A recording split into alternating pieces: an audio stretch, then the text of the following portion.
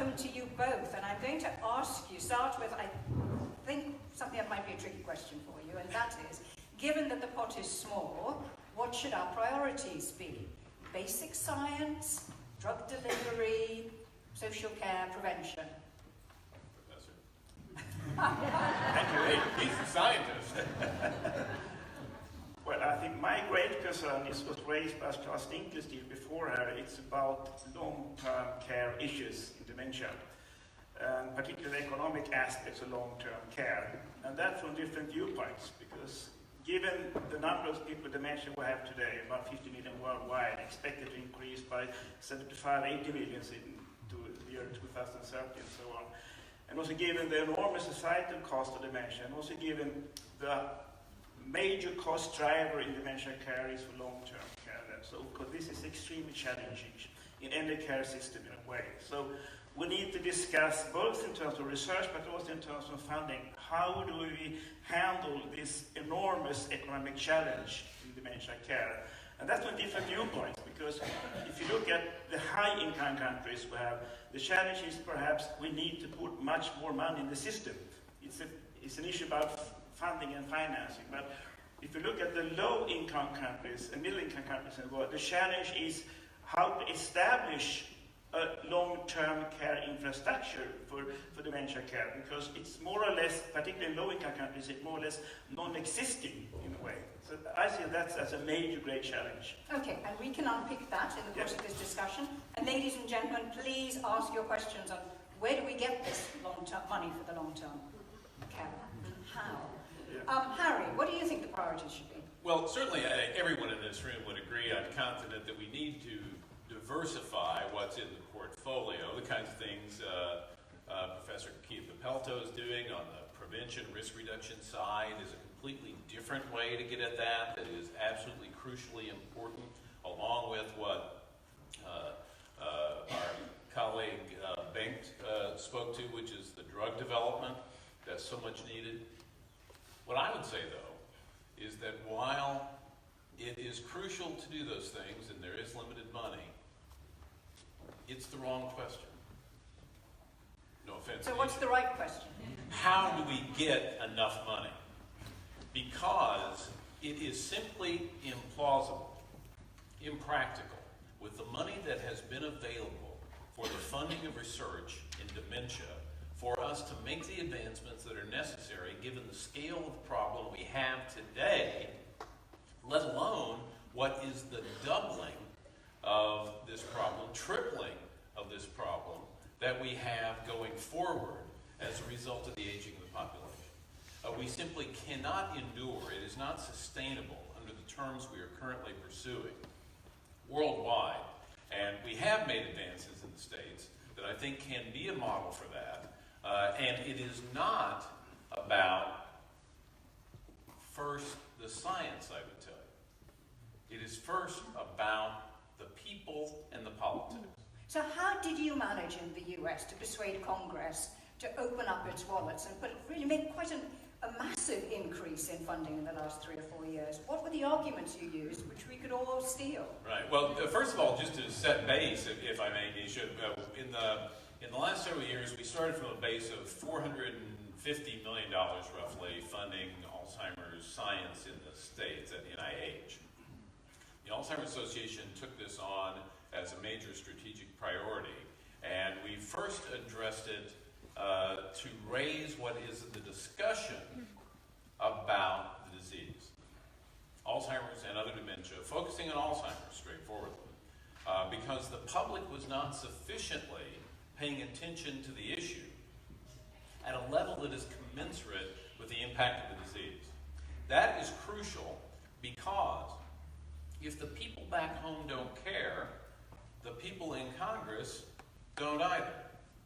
Now, everyone has a different kind of system, but in the democracies around the world that can make these kinds of choices, those representatives do care about what the people back home think. So fundamentally, we raised the discussion, and we have since then raised it from that $450 million to basically $2 billion more annually to about $2.4, $2.5 billion. We have done that by convincing those members of Congress, number one, that people at home care, and number two, that the cost of the diseases that cause dementia are not sustainable. We will have costs in the U.S. today, $290 billion US dollars this year in costs. That will go to $1.1 trillion by mid-century if we do not correct the problem. So you persuade them to invest now in order to have to spend much less further on. Exactly right. Okay. And one thing that is absolutely crucial to this, we have taken a bipartisan approach in the Alzheimer's Association to this, not one side or the other, and equally paying attention to both sides and their concerns about this to move this forward for the sake of all. You know, if there's anything going on in the U.S., it is what in the United States press, at least you would see, it's gridlock in Congress. But we have been able to do this as a unifying issue by doing it on a bipartisan basis with the public support, because they now see the importance of Alzheimer's in particular, dementia as its effect, at parity with cancer for the first time ever in the history of such measurement. Okay, thanks very much, Harry. I'd just like to bring Professor Wimo into this discussion. Now, can one use a similar argument when it comes to spending money on the prevention campaigns, that actually this is cost effective?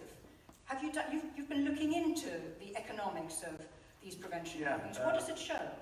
Prevention, by definition, takes time, decades, particularly in the field of dementia, because you need to start this action perhaps age of 30, 40, 50, like that, but the results will occur many, many years later on. So in order to catch the long-term effects of prevention activities of dementia, we need economic simulation models. We make assumptions about the intervention effects by the prevention activities, and then we make an economic model in the computers to see what happened in the long run, both in terms of cost and also in terms of results, in a way. Many of these reports have been written by hypothetical assumptions, but in Finger we have real data about the effects of prevention in terms of effects on cognition. So we have produced a model about, an economic model about that, where we showed that prevention in terms of Finger is cost effective in the long run, both in terms of cost and also in the outcomes, in terms of quality of life measurements and also numbers of people with dementia. However, if you look at the per case level, the cost savings are not so big, and also in terms of the outcomes, the effects are not so big. But since the target population for prevention is so big, it's much, much bigger than the number of people with dementia. It might be 10 times more in a way. So even if you have rather small benefits on the per case level, the social impact are enormous by successful prevention activities in a way. And so is that something you're going to continue working on? Because that, it sounds like that is a way of energizing, for instance. Yeah, we can also do the same for disease-modifying drugs. Of course, we don't have these drugs today, but once we have disease-modifying drugs, we will have the same discussion also about the long-term cost-effectiveness of these drugs. But the challenge is, and that is linked to two aspects. The first is time, because you need to start treatment with disease modifier very early in the pre-dementia state, where the cost for even without treatment are very low because they don't have dementia yet. So the cost will occur much later in the course of the disease, decades later on. So you have very high cost for treatment in the early years, and benefits occur much later on. So the timing aspect is very important. The other one is linked to the payers, because who pays for the drug? Well, it's a healthcare system in a way. In Sweden and many countries, but who will get the benefits?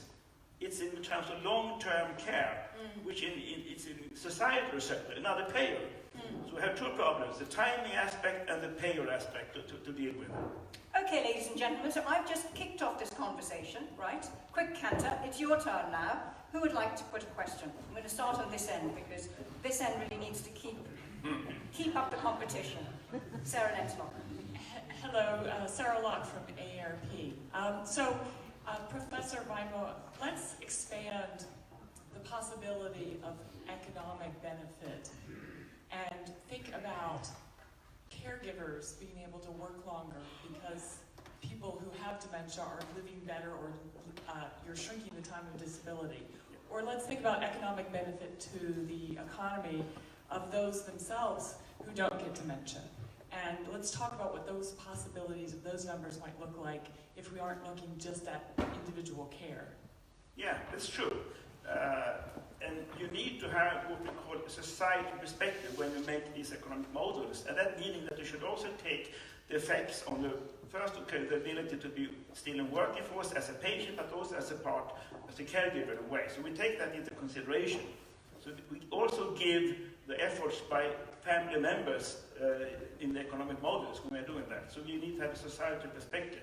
That's crucial, I think, for the models in a way, because you know that unpaid informal care is such a big part, you know, of dementia care worldwide, of course. So you need to take that into consideration when you make these economic models. And let's have another question from here. So tell us who you are. Thank you very much. Alex Kalashi from the International Longevity Center in Brazil. I'm always inspired when I hear Dona Cecilia Morel, the First Lady from Chile.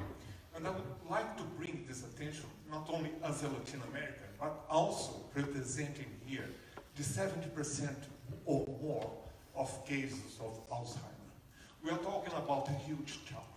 And I will give you a few examples. In Brazil, we have 3 times more older people than the whole Swedish population. And we have already 1.6 million people with Alzheimer. In 30 years from now, that is, people that are adults today, there will be 30 years from now, 6 million people. They are already adults. We have to act now. But what I would like to propose and to suggest is that we have to shift. What you have been asking here is not only a Scandinavian OECD forum, but it is really global. We have to bring the attention to the reality, for instance, in my country, that 50% of older people live with less than 1 minimum salary, which is about $200. Where are we going to develop the kind of sophisticated care? And what I would like to propose is my dream, is a dementia-friendly favela, a slum area that will provide affordable and sustainable care by training women, typically 35 to 50, with no qualifications, that they can compete in the job market so that they can provide care, not to my mother, who is a centenarian with Alzheimer's disease, living at home, 24 hours care, but this woman in the community providing 2 hours, 1 hour and a half care to a neighbor, and being paid for that with resources that are affordable. She will work 8 hours a day, and then information technology. She will be connected with these patients, not patients, people living with dementia in the community, people that they know and trust her, so that this could be sustainable and affordable. An inspirational idea, Alex Kaleshi. Thank you so very much. And it's very popular. Chuck, I will bring the mic to you presently, but let's get some more voices in the room. Professor Mia, I think, would like to say something. Yes. Thank you so much for the very inspirational talks and comments as well. And I totally agree that we need to work together to get more funding to really manage this global societal challenge what we are having. Prevention can be seen as a way to manage the epidemic, and I agree that we need to have the global agenda. We have initiated the Worldwide Fingers hosted by Alzheimer's Association, and I'm very happy to tell that now 25 countries are joining this initiative. Latin America is having the consortia, LatAm Fingers, with 9 countries. So this is what I think is needed, the joint initiatives. This is so big challenge that we can't solve it alone. What is also important, why I really think is the low middle income countries, that came also clearly in the WHO in these guidelines, that we are still missing evidence from these countries. And it's clear that these countries need our support to start these interventions. And I hope that Worldwide Fingers can really help here. One more aspect here is the data harmonization. We have a unique opportunity to try to harmonize the exposure and outcome measures. That was also one issue in the worldwide in the WHO these recommendations, that for many of these risk factors the exposure and the outcome was not harmonized. So if we want to take the next step, I think the data harmonization and the joint effort is really needed to make the FINGER 2.0 and the new WHO kind of even better recommendations. Thank you. I appreciate that, Dr. Kiva-Pelto, and appreciate your leadership, of course, on the original finger study and across the world now. In working with the association, as you've just said, it's very exciting to be able to do these risk reduction studies around the world. And there we have another financing consideration. We at the association have used private funding to start the Pointer study in the United States.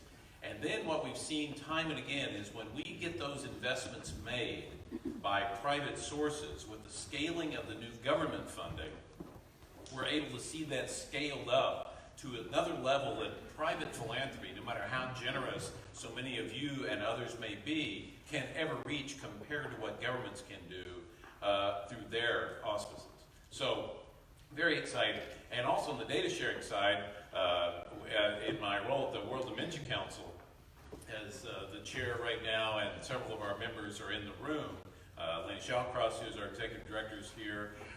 We are working on data sharing as well, and many here are, I know. It's a crucial aspect of what we're dealing with. Francesca sort of touched this a little bit in terms of what some of the problems are right now worldwide in that data sharing.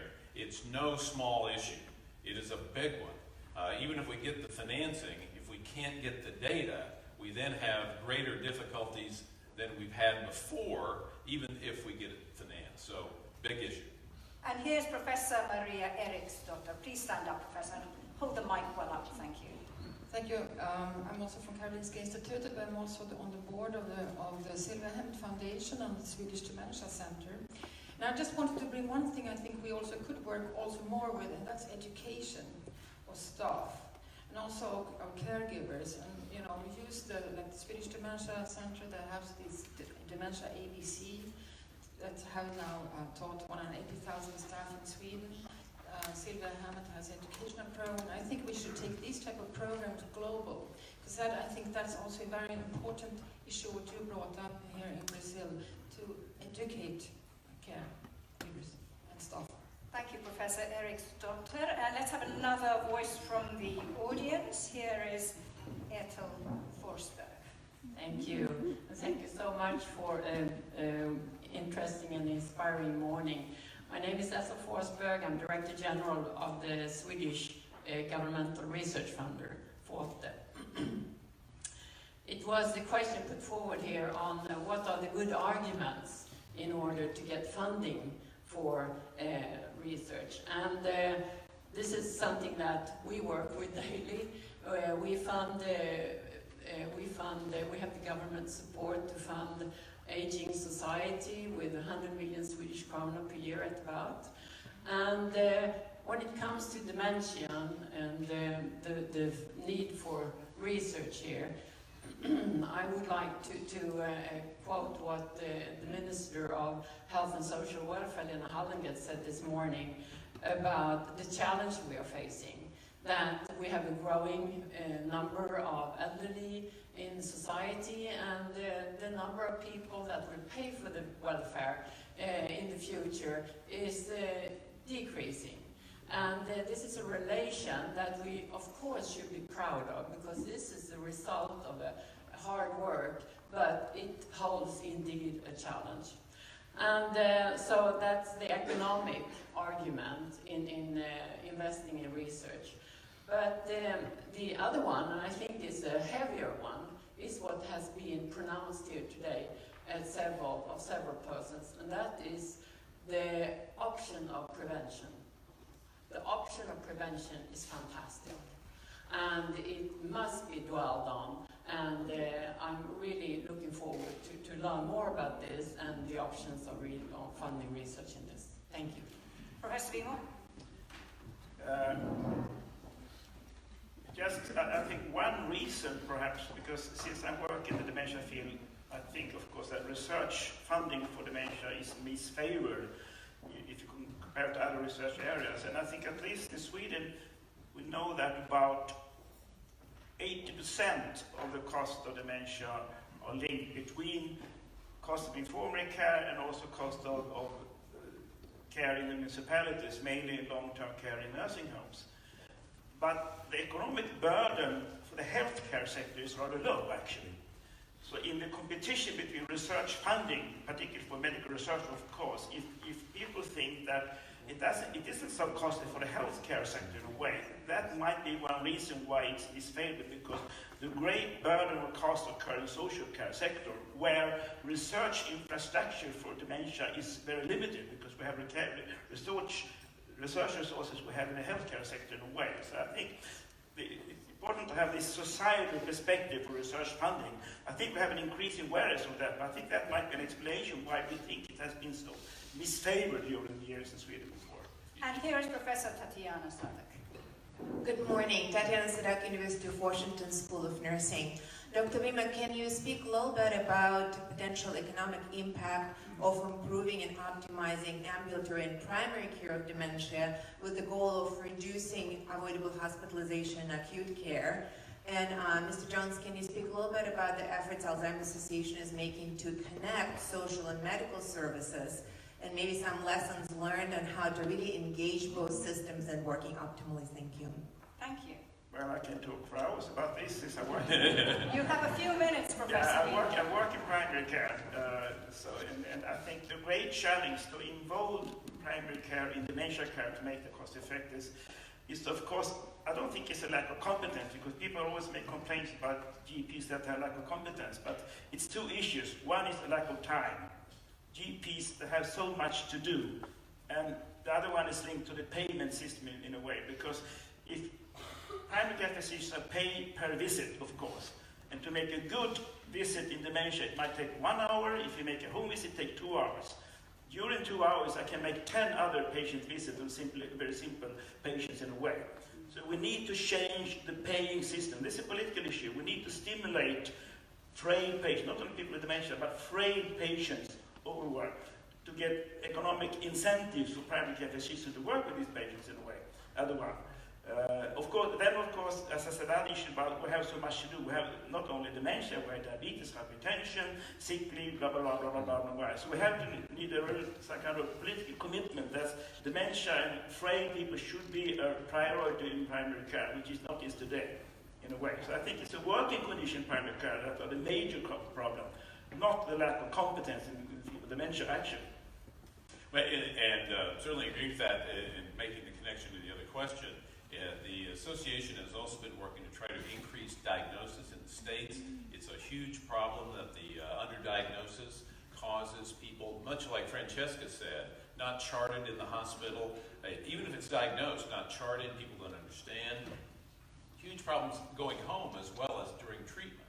So getting people diagnosed, better diagnosis, and then we also just passed through the Congress something called the BOLD Act, which aims at getting local infrastructure geared up the way it is for diabetes and heart disease and cancer, which in the States it's not for dementia. These things are crucial. There's this whole continuum which begins at diagnosis or not that can make such a difference for the individuals who have the condition and their families and the cost for care. Because in the States, with a very different system, or lack of one, probably more accurately, we have what is the highest burden of cost in the healthcare system of any other condition. Ladies and gentlemen, with your permission, I'm going to say a big thank you to Harry Johnson, Professor Wimo, and wrap up the conversation at this point, but I think it's going to continue through the day. I have that feeling. Thank you so much for joining us.